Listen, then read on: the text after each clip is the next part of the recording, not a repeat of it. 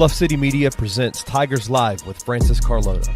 Join Francis after every Memphis Tiger game as he breaks down each matchup, player of the game, and upcoming games. Now, let's get to the show.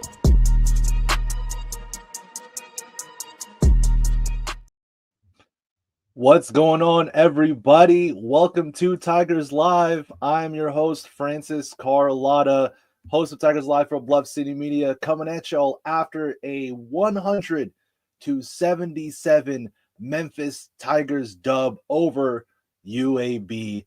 100-77. I'm going to put that ticker up, and that's going to feel good. There it is. Woo!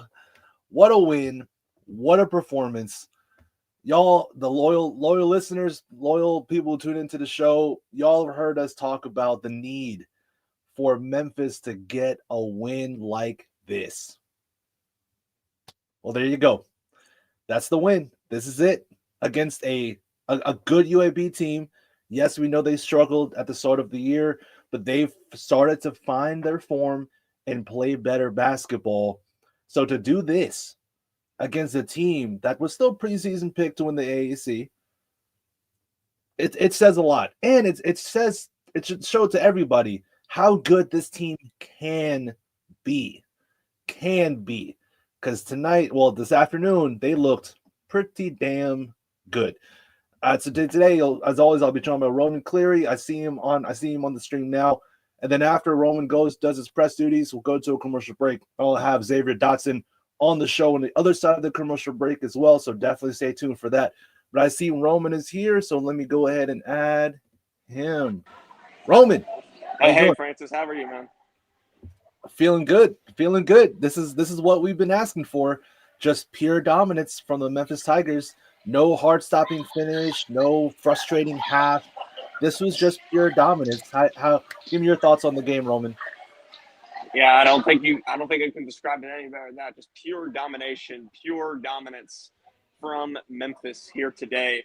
It's pretty much everything that you've been looking for from them over the past few weeks. You know, they came out far more engaged than UAB did, I feel. They hustled a lot more on both ends of the floor. I think they ended up winning the rebounding battle against a team that was top 10 rebounding in the entire country heading into this game. UAB still had the edge on the offensive glass, but I think Memphis still won the total rebounding there. There's really nothing to complain about here from Memphis' perspective. I do have to pat myself on the back a little bit, because what have we been saying for about a month, man? Honestly, closer to 2 months, right? Yeah. What's the number one thing we've been saying? Start Dane Danger. And look what happens. The first game, he's back in the starting lineup. Memphis gets out to a very fast start offensively, which is very uncharacteristic of them this season.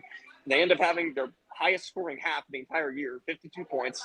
That's the most points they've scored in an entire half this season. So, yes, starting Dane Danger was indeed the solution to solving Memphis's slow starts offensively from what we saw here today. Sure. Head on the nail, absolutely. Gregory Garrett says, please keep Dane in the starting lineup. Dane is D-A-I-N, Gregory, but either way, I love the sentiment, absolutely. Hopefully he now stays in the starting lineup for good. Hopefully this is enough to show Penny that, hey, for whatever reason he was benched for the San Francisco game, those reasons, it's over. He's got to start. He's, like I said on Twitter, he's too good of a connector on offense to not start. If you have, the concerns are fair about Memphis' struggles starting basketball games. Well, like you said, Roman, Dane's the answer. He was dominant. He was a great passer. He did a better job taking care of the basketball. And Memphis looked like just a different animal to start this game.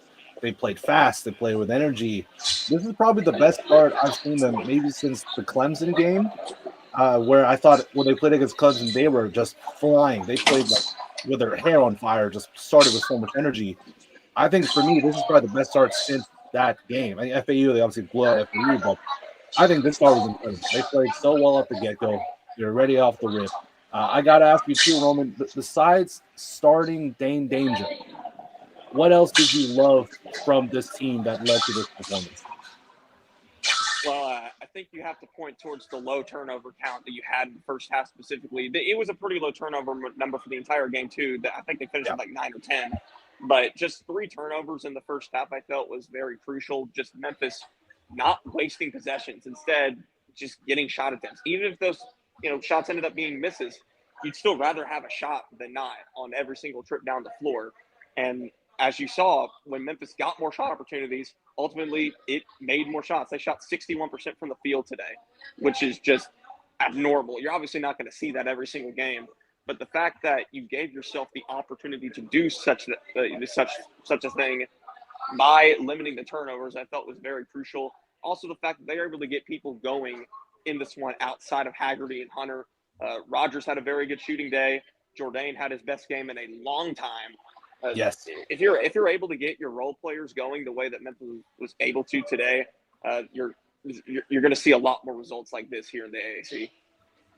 Yeah, fully agree. The turnovers are taking care of the basketball. That's why Memphis was able to dominate on the offensive side the way that we know they can dominate. I've said it a million times. If Memphis just takes care of the basketball, it is a very good offense. They have multiple ways to score. They play hard. They shoot threes. They can score the paint. They can get downhill. It's just the damn turnovers. And so they did a much better job today taking care of the ball.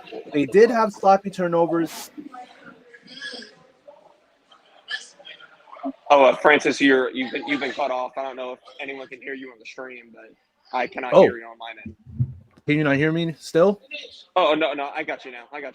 Yep. Gosh, this mic, man. I don't know why. I don't know why it does this. Okay. Sorry about that. What was I trying to say? Oh, so yeah, as I've said before, this offense can be really, really good as long as they're not turning the ball over. If they take care of the basketball, they have multiple ways to score, and that was on full display today. Yes, they had turnovers in the second half, but they were up by like 18, 20, 25 points, and they got sloppy. Yes, they got sloppy. But, I mean, don't be too concerned about it. You know, what I see the comments, Stimo said here, my only gripe, the turnovers in the latter, back-to-back fouls and keeping Dane in 3 fouls up 17 with 18 minutes to go. Yeah, I mean, the turnovers in the latter half, sure. Again, I hear you, but at the same time, they're still up by like 20-something points, and it's just human nature to kind of to relax a little bit, and they did. But also credit Memphis after those 3 straight turnovers midway through the second half. Then they responded right back and pushed the lead back up to the 20s. So every time you thought UAB could get some semblance of a flow back into the game, Penny would call a timeout, or Memphis would just do a better job getting their shit together, quite frankly. Sorry for language, but they would just be better at taking care of the ball the way that they have been for most of composing itself, maybe. Correct. Yes, that's the PG way to say that. Thank you, Roman. Yeah. And then the point about Dane, yeah, he did have those 3 fouls. He picked them up really quickly in the second half. It was, besides that flagrant, though, you can't really fault anything Dane did. Dane Danger was absolutely phenomenal today. Dane was just so good. We'll talk player of the game later, but Dane was really good. I do want to highlight this comment, other one from Timo as well. Excellent assist to turnover ratio. Definitely could have been better if it wasn't for the final 8 minutes. Yep, we just talked about that. But that assist to turnover ratio, Roman, this is basically Penny Hardaway's dream, right? Penny wants to average 20 assists a game. They got 24 assists today and 13 turnovers, which, again, the turnovers ballooned, but they did a good job taking care of the ball. What did you see, Roman, from their offense, besides taking care of the basketball, that you liked so much from this performance? Well, Penny talked a good bit during his post-game radio interview with Dave Voloshin after the Wichita State game that, part of the reason they've been turning the ball over so much is that he's been letting the offense flow a bit too much. Like, he's been letting guys like Danja and Jourdain and Cisse and Rogers handle the ball in spots where they really shouldn't be. And he made it a point to say that he's going to correct that stuff. He's going to ensure that, most possessions, if not all possessions, are going to start with either PJ Haggerty or Tyrese Hunter handling the basketball, dribbling it at the top of the key, doing what point guards really should be doing and what no one else really should be doing. And I think we saw a lot of that today. I thought, it was very consistent with okay, you're going to see the primary ball handlers actually being the ones who take the ball up the floor. You never saw Dane Danger just dribbling the ball past half court into a turnover like you've seen him do so many times. You never really saw Jourdain dribbling the ball at the top of the key like we've seen him do so many times. It's just putting the guys, I think, in the proper position to succeed, I think was a really key element in Memphis being as successful offensively as it was today. Yeah, very well said. I couldn't agree with you more. As Coach Wayne Kelly said here, 13 assists, 3 turnovers in the first half. That's fire. Yes, Coach. Yes, it is. That can't come on, like that's about as good as it gets right there. And also like this point, I gotta give me a second. Let me find it really fast. This point from 2 times here. PJ Carter filling the bench void while Danger off to his best game of the season as a starter. Very impressive. So leads to my next thing I want to talk to you about, Roman, as well. The bench was solid. PJ Carter mainly was awesome. And then Cisse, he also played with real good energy on both sides of the floor. Offense, defense, he was a beast on the boards. Coach, he played with energy too. Talk to me about this bench performance, especially from PJ Carter. Yeah, no, Carter was ultra impressive today. There's no denying that. He wasn't just the spot up 3-point shooter that we've really been accustomed to him being throughout the entire season. No, he created shots off the dribble. He made tough contested looks from all 3 levels of the floor. I think it was real indicative that he scored 4 straight points right off the gate, right out of the gate when he first came into the game. I think that sent a real indication that, hey, he's going to be a real crucial guy off the bench. And that was really the main concern, right, with moving Danger into the starting lineup was, where's the bench scoring going to come from? I think we have our answer, PJ Carter. He's shown flashes that he can be that guy pretty much throughout the entire season. And it's awesome for Memphis that was able to manifest itself today, for sure. Yeah, absolutely. Fully agree. Just throwing out, saying PJ's stat line, 14 points, 1 steal, 1 assist, 1 rebound, no turnovers from PJ Carter, 2 of 4 from deep. Those, funnily enough, those 2 threes came at the end of the game, like contested threes, where he had 2 wide open looks. He had a deep open look from the, like, basically just center of the arc, and he missed that one. Then he had an open corner look, which he missed. And then the 2 ones he made were contested threes, which I thought was pretty funny. But hey, PJ Carter was still really impressive.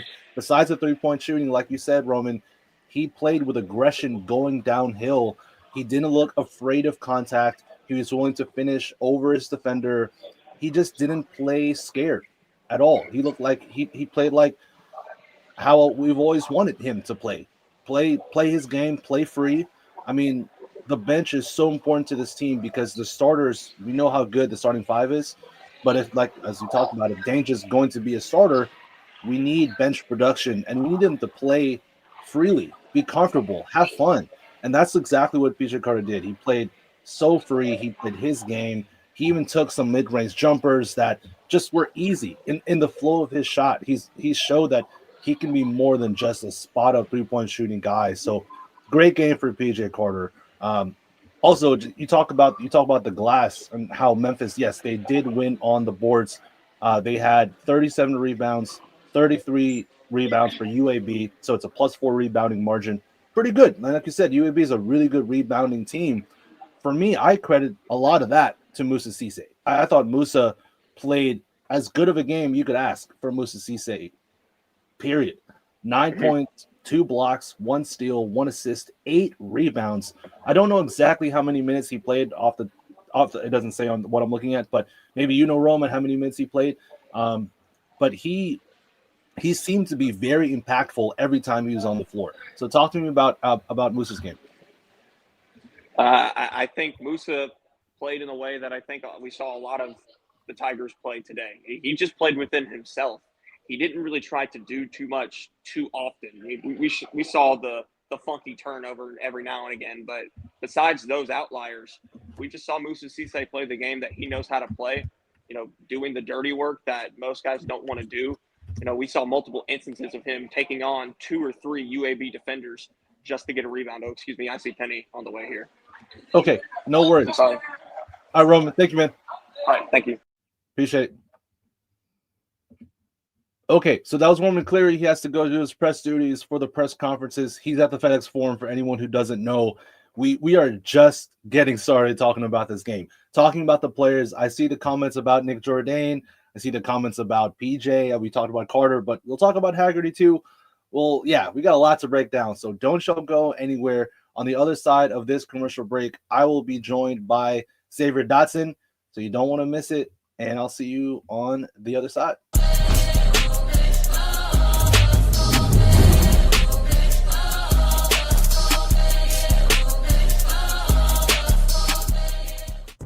In the two games, I don't know. I guess I expected to see more from Wemby, just because I've seen more.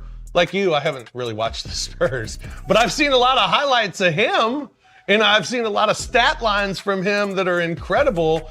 And his stat lines were good against us, but I don't think they were impactful. His play was underwhelming. But to me, it was the shot selection was awful. Because of his length, it's very hard to contest anything. He caught the ball at the free throw line one time, made the dribble, and then opened up for a layup, and I was like, holy shit. Dude was at the rim laying the ball, like over the top of Jaren. Just literally, I was like, God, dog. I don't know why. I'm glad he don't do that more often. Tune in to the Night Court podcast with your hosts, Rob Fisher and Brevin Knight, on the Bluff City Media YouTube channel.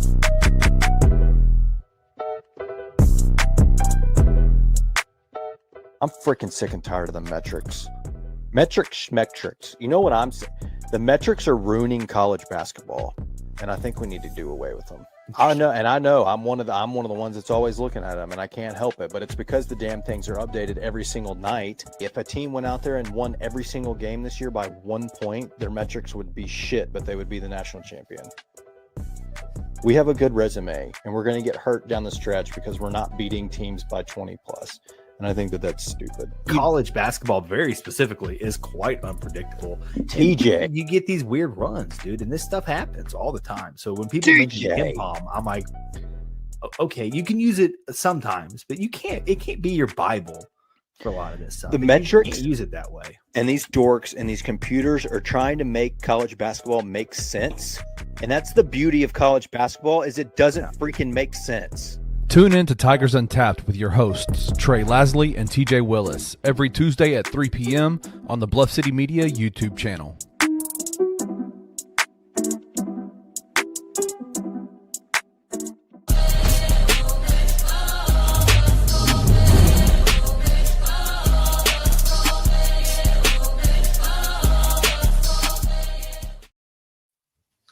Welcome back to Tigers Live, everybody. I am joined by Xavier Dotson, special guest for the show. What's going on, Zay? Welcome to Tigers again, bro. How you doing, Francis? Glad to allow you to have me again.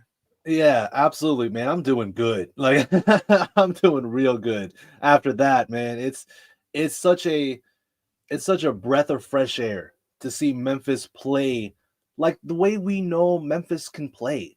You know what I'm saying? Like it's the past few games have been so, yes, they've won, you know, they have not lost, thankfully, besides the Temple game, but yeah, like they found ways to win, which is always important. But it's also like, dang, there are so many things that could be done just slightly better. If you do things just slightly better, you're gonna get a game like you did today against UAB, and that's what we got, a Memphis Tigers performance that was dominant from start to finish. You know, I'm going to ask you the same question, Zay, that I asked Roman about the offense, this Tigers offense. Besides taking care of the ball, what did you see from this offense that led to 100 points being put up with super efficient shooting? It was major focus of scoring inside the paint. This was an inside-out, old-school basketball game. Like, they focused on getting Dane established early, and that allowed them to understand that if we can score inside the paint, then we really have this in the bag against UAB. It's been a lot of isolation in the past with Rogers, Haggerty, and Hunter, but really scoring inside the paint has been, I wouldn't say a problem, but in the half-court setting, that's where the Tigers we've seen a lot of struggles at. When they started Dane, man, like that opened the doors for so many avenues for them to score inside the paint. Like Dane is a walking mixed match. A lot of schools don't have a big that can match his body frame and body size. And when he was just going to work down below, it was looking great. But not only that, when UAB went to different coverages in the 1-3-1 or 2-3, the Tigers were able to make adjustments to score inside the paint. Like it was one specific play in which they would bring a high screener between either Cisse or Dane or Jordan. They would attack the paint, dump it off, and get a score off of that. And so I have to give major props to Penny Hardaway and as well with the Tigers for scoring inside the paint tonight. Yeah, absolutely. And not just, you mentioned how good they looked against the zone. What I loved about Memphis' offense against the zone was how well they moved the zone. They were moving the ball so crisply and getting the zone to move with the ball. And if you move the zone one way, well, that leaves the backside open and allows you to just roll to the rim. And Penny did a great job drawing up plays that got the zone moving and opened up space at the basket for cutters, for Dane to roll or Cisse to roll. Memphis did not settle for 3-point shots today. They did not settle for threes. The threes that they took were very much within the flow of the offense as well. The Colby Rogers corner threes, the PJ Carter threes. Well, he hit the 2 threes mostly in the game, but he had good looks today as well that were open and within the flow of the offense. I saw some times where they would get the look they want. They get the wide open three that they want. And you see Penny, like he put his hand up, because he thinks it's going to go in. Yeah. That tells me, Zay, that that's the look Penny wants. Like this is what he had in his brain. This is what he's expecting. And they're executing. All right, cool. I got the shot and now it's going to go in. And, obviously basketball's make or miss, but like the point of what I'm trying to say is Memphis did a great job of moving the ball with a purpose. They weren't just playing recklessly. There was no chaos or anything. There was a clear purpose to the way Memphis was moving the ball, especially against the zone. I loved it. I thought they did an awesome job. And your point about, focusing the attack on the paint. I mean, what can you say about Dane Danger, man? He's just both hands, right, left. It doesn't matter. Ambidextrous does not matter. He'll hit a baby hook. He'll hit a floater. He'll hit a Kareem skyhook in the game. Yeah. It's like he's got it all. So, Zay, is it fair for me to, because I say this all the time, that when Memphis takes care of the basketball, it's a damn good offense. Is it that simple for you as well, Zay, that they just got to take care of the ball and then sky's the limit for this offense? Definitely. I mean, turnovers is what shoot yourself in the foot, and you got to play catch up. Like this team has way too many offensive weapons this year in terms of us being able to create. If we're able to score inside the paint with Dane, I think if we just control our turnovers, we are such a great team, and no team are really even the good teams. I mean, we have a nice resume against the great ranked teams, but no team are going to want to see us offensively because we have great strategies. Penny Hardaway has done a great job implementing strategies and getting our guys open.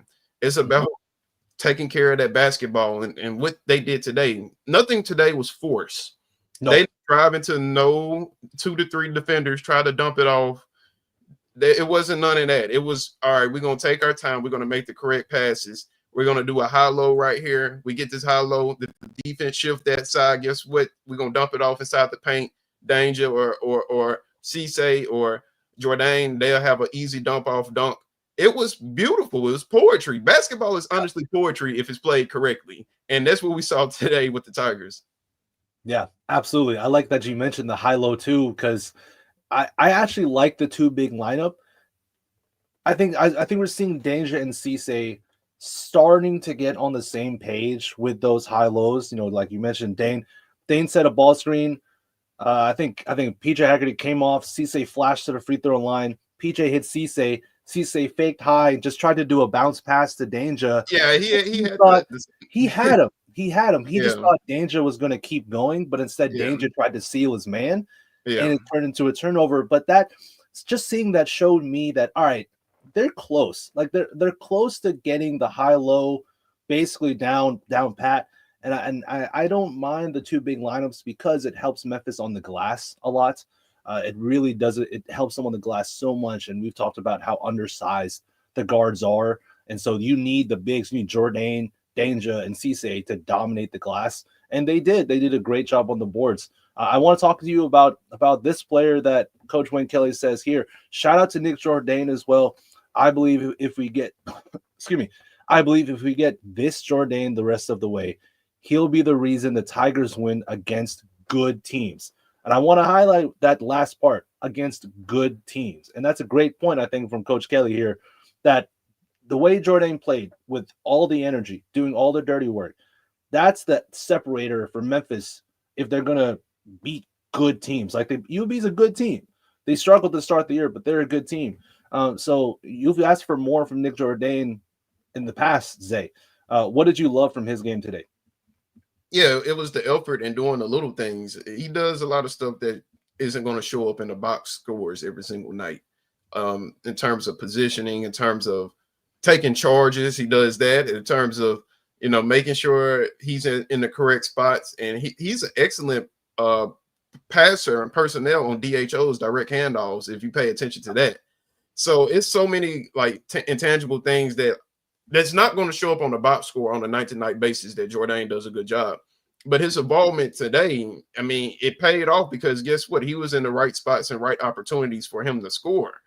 And those little 8 to 10 points from Jordan, that can get us over the hump against, like you said, those good teams, shooting correct and good shots. If Haggerty, Hunter, or Rogers, they dump you the ball off at a certain spot, I'm thinking if you are open, Jordan, take the shot. A lot of time he has been hesitant throughout this season to, take the good shots and force bad shots, and which he did have like an air ball 3. He was wide open. He had an air ball 3. Yeah. I'm like, okay, Jordan. But I was very much proud of him tonight. Like I said, when he plays control, Jordan can be an X factor for the Tigers night in and night out. Yeah, I fully agree. So reading out Jordan's stat line: 11 points, 2 blocks, 4 assists, 7 rebounds, 5 of them defensive, 2 of them offensive, 4 of 7 from the field, 1 of 2 from 3, 2 of 4 from the line. That is the Nick Jordan stat line that I want. I want around 10 points. I want around 5 rebounds. And if you can get me a block a game, I'm cool. Like that. That's what I'm looking for. It's the Jordan stat lines where it's like 2 points, 2 rebounds, and 1 for 6 from the field. Those are the games that bother me, because that shows that he wasn't doing the dirty work. He wasn't doing the extra things to impact winning. And that's what he has to do for this team to find success. So yeah, that great game from Nick Jordan. With 2 times say here, haircut Jordan. Hope he plays like this going forward. Jordan got a fresh cut before this game. Maybe this got his play going really well today. Absolutely. Hey, look good, play good. Look good, feel good, look good, play good. So yeah, hopefully he plays like this moving forward. So yeah, Nick Jordan, great game from him for sure. So that'll transition me into my next question for you, Zay. Give me your player of the game. I got to give it to Dane Danger, man. The energy and the impact right away. That was something that the Tigers needed. That was like a breath of fresh air. I know that you and Roman was talking about earlier in terms of slow starts for the Tigers. That was not a slow start. That was something to get the engine rolling for the Tigers. And I look forward to him to being in the starting lineup going forward. And it looked like they were really having fun. At the end of the day, basketball is supposed to be fun. And Dan Danger definitely looked like he was having fun today. So I know he was I think he was 1 point shy from a career high. I was hoping for it.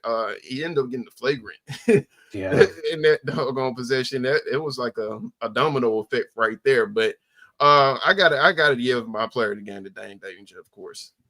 Yeah, it's hard not to, for sure. 21 points, like you said, 1 point shy of a career high, 1 block, 1 steal, 8 rebounds, 1 assist, 10 of 12 from the field. I mean, look, we talked about how with Roman, how well Memphis shot the ball. They shot 62.3%. Well, yeah, you're going to shoot 62% from the floor if all of your looks are paint touches, like are mostly paint looks, and you have efficient paint scorers like Dane Danger. He's an incredibly efficient paint scorer, and then PJ Haggerty too. He's so good at getting downhill. Like when you win the paint point battle points to the paint battle by like how much they win it by? I think like 40 points, something like that off the top of my head. Then yeah, you're gonna shoot 62%. That's what happens because it's easy to score a basketball the closer you are to the hoop. So it's just basic stuff there. That getting Dane going was a clear point of emphasis. It worked perfectly. He was absolutely incredible. He's my player of the game as well, just because of his impact, how much he helped Memphis not get off to any slow start, no issues to start the game. They looked clearly up for this game from the get-go. Like you said, Zay, they were having fun. And you play a big rivalry game against UAB. That's what basketball is about. College basketball is about rivalries and beating your rivals, and that's what they did. So I also want to, though Dane's my player of the game, PJ Haggerty was incredible again. 23 points, 9 assists, 3 steals, 5 rebounds. I mean, come on, like Zay, I know you're a big NBA guy as well, Zay. Do you think PJ Haggerty's a pro? Oh, definitely. PJ Haggerty has all the skills. Like NBA pro, not just like, not Europe, but like NBA pro. I'm sorry. No, he definitely has a shot to making it to the NBA. You talk about his downhill scoring. Like that is something definitely that is needed and shown in the NBA. At times he showed flashes of looking like Tyrese Maxey to me, attacking downhill. It's a lot of similarities between his game and Tyrese Maxey's. His ability to contort his body and shoot inside the paint in different angles and ways. It reminds me a lot like Tyrese Maxey. But I don't, in terms of him being a high draft pick, I don't know. I got to look into the draft stocks, but I still feel like that he has a chance of being a pro NBA player in the NBA at least. Yeah, though he doesn't jump out of a gym, he doesn't really need to because he's so crafty with his angles and he gets to the foul line at an elite level. All you need to do is look at today's NBA and see how getting to the foul line is a very needed and effective skill in today's NBA. I mean, yeah, just think about the stars, Shea, Harden. I can go on and on. Like they make a living going to the free throw line.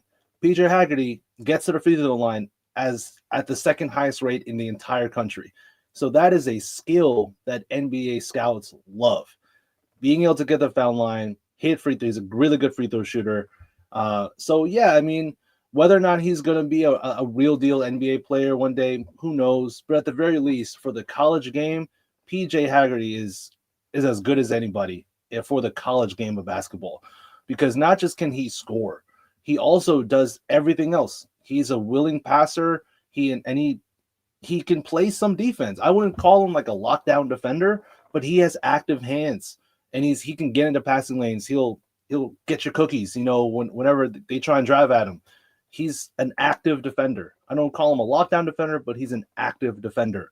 And he's a willing passer and he gets rebounds. Like what else can you say about him? He's so good. PJ Haggerty is really, really good. Yeah, I mean, honestly, it's quote unquote, it was like a quiet game for him because all the shine was for Dane. And here you, like you said, his stat line was it 23 points? He had 23 points. And I mean, those 23 points helped us win the game. So I mean, PJ, it's up to him if he wants to go ahead and go to the NBA. Let's see what his draft stock is. But I think he's doing a great job here in Memphis, and maybe Penny Hardaway can, utilize him and keep adding more growth and maturity to his game, so his draft stock can continue to soar. Yeah, he is only a sophomore. He's not a senior, not a junior. He's still a sophomore. He has time left, and so I really hope that. I mean, we got a lot of season left, a lot of time left in this year. But when this year's all said and done, with the day and age of the transfer portal, people leaving all the time, changing schools, I hope PJ stays. I really do, because he has all the tools to be an elite level college player. And if Penny can help him develop some other things too, and maybe he'll help raise his draft stock, because yeah, he's a stud. PJ, like you said, it wasn't even, you kind of just look up. Oh, so he has 23 points. What the hell? Like you don't even really notice it. You just all of a sudden see that he has 23 points. He's just that talented of a player. Yeah. Also game from PJ. Also game from PJ Carter as well. We talked about PJ Carter at the start of the show. We talked about Musa already. Colby Rogers too, man. Shout out Colby. He had 12 points, 3 steals. Again, active hands. 2 assists, 3 rebounds, 4 of 6 from 3. I mean, look, if Colby, for me with Colby, he just got to play with confidence. If he plays with confidence and he doesn't get down after missing some shots, I think he's really important. I mean, so good game from Colby. I'm happy to see him start to find his rhythm as that game goes on, and hopefully he continues to use it moving forward. So let's talk about moving forward a little bit as well, Zay. This game, yes, pure dominance. Are we going to expect pure dominance from here on out? No, I'm not going to expect it from here on out. But then I've talked about this pretty big stretch of games for the Tigers moving forward. So they go at Tulane after this, which has been a tough matchup for the Tigers in the past, going at Tulane, facing Ron Hunter, who seems to have the answer to any Penny Hardaway questions. He's done a good job against Penny in the past. At Rice, that should be a big win, but Memphis lost to Rice last year. Tulsa at home, and before they played Temple at home, trying to get revenge after losing against Temple on the road in Philly. So looking forward, what are the big takeaways for you that Memphis can try and implement and try and repeat moving forward? Limit the turnovers. If you limit the turnovers, you shall find the success of winning. That's just been the Tigers' problem all throughout this season. If you limit those turnovers, the offense should be self-explanatory, and opportunities will arrive for them to score with ease. And then as well, you saw the success and the recipe getting Dane involved early. If you continue to start him, I would love to see the Tigers just go ahead and get him involved early, give him a quick touch inside the paint. We discussed a high-low action, because the paint, scoring inside the paint, it does something because when you score inside the paint, your paint defense is supposed to be your strongest defense, obviously. I mean, it's easier to score inside the paint than to shoot 3-point shots. That put a toll on the opposing team time to time again, especially when you got a big like that that's just completely dominating in Dane. So I really want to see the Tigers execute a plan to get Dane involved early, score inside the paint, not just Dane. Have all the Tigers score inside the paint and limit those turnovers. We will find success in a lot of these games, man. I mean, all our games that we've lost, especially the Temple one, it was, man, the lack of turnovers and not being one accord. This, obviously, before this game, they were very smart in terms of, all right, how we're going to beat UAB, what is going to be the game plan and the success. And another thing, too, you got to remember, I felt like that the Tigers, I wouldn't say have any animosity towards UAB, but they definitely woke up for this game. UAB was projected to be the number 1 team at the AAC. That was definitely some disrespect. So the Tigers definitely said, all right, we got this game circled. Let's get this going. Yeah, absolutely. I mean, look, the Memphis UAB rivalry goes back decades. The history of the program goes back a very, very long way. And I just think back to when Memphis played UAB with when they had Derrick Rose, and they went to UAB. They beat them in a tough game, and then there was just all hell broke loose in the stands. Like, it was just chaos, throwing things at them. It was brutal. Like, there's a real history between the schools, and so I thought, for my money, If you're going to get up for a game, this is the game you get up for. The rivalry 1, 2, UAB was picked ahead of you to win the conference, and we all know that, hindsight's 2020, but that should not have been the case. UAB is a good team. They've improved. They've started to play better basketball. But I mean, you just look at their non-conference losses. Like, they're awful non-conference losses. And you saw what we saw today, especially beating them by 23 points. Yeah, this was a clear, easy game for Memphis to get up for. And I think Penny did a great job coaching today. As Coach Kelly said, the timely timeouts by Penny were timely. Like, yes, they were. I love that timeout when UAB cut the lead to 15, and you could sense, the crowd get a little uneasy. He did a great job. Yeah, rounding his troops. Management. Exactly. Yeah. The game management from Penny today, I thought was really good. And we already talked about how efficient the offense was. That's the coaching staff. That's Penny. Like, that's him. That's them drawing up plays. And obviously players have to execute it. But the game plan, like you said, Zay, that Penny had worked to a T. They knew that UAB was going to switch 1 through 5, so they would attack switches. If they did a zone, they found ways to move the zone, get open looks. Yeah, I thought this is a great game from Penny Hardaway as well, from a coaching standpoint. I thought it was fantastic. Let me ask you this too as well. Do you have like a moment of the game? Any moment that really sticks out to you? Really for me, it was the initial start of it, especially with Dane.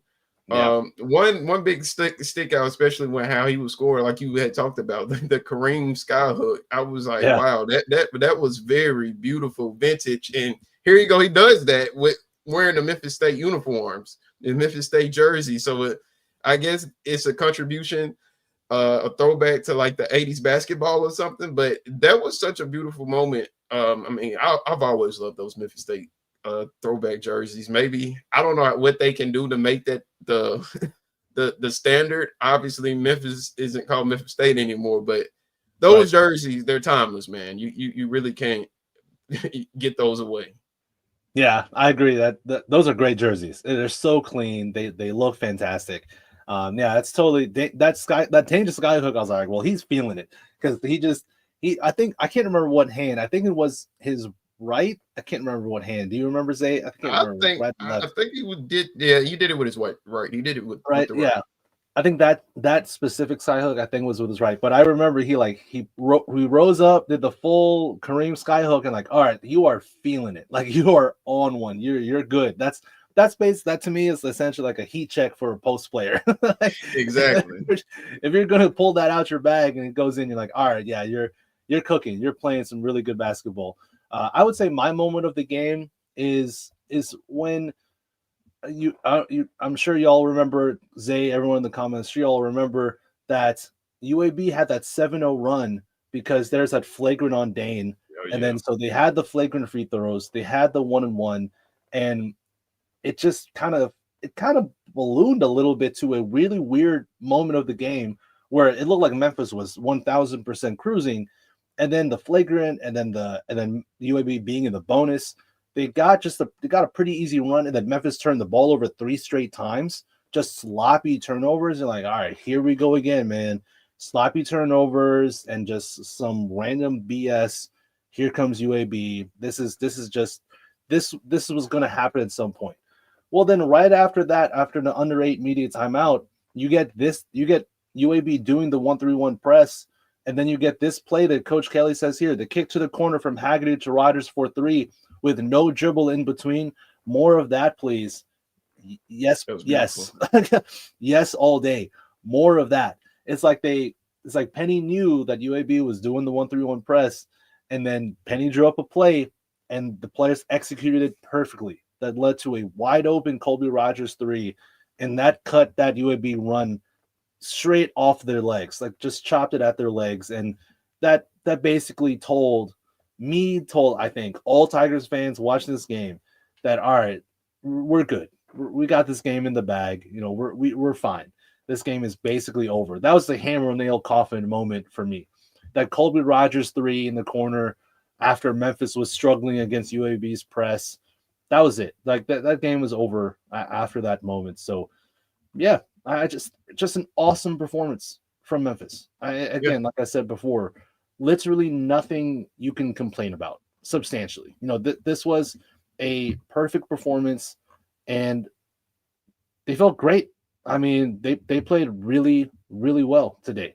It's a great win. Tigers are now leading the American Athletic Conference.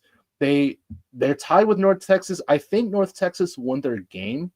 Let me see really quickly if they did. Give me 1 second. Checking here. They did. They beat Temple 76-67. Okay, so they won their game as well. But Memphis would be ahead of North Texas because of the tiebreaker, because Memphis beat North Texas in their only matchup of the year. So Memphis stays atop the American Athletic Conference, and this is awesome. I mean, this is the Tigers team, the Tigers performance we have been asking for a while. Looking ahead, Zay, again, with this stretch, do you expect Memphis to win out until they face Temple at home, which is for me the next big game, Temple at home, to get their revenge after losing to them? You think they win out? They go. Let me pull up the schedule for you: at Tulane, at Rice, and Tulsa at home. So these next 3 games, you think Memphis can do it?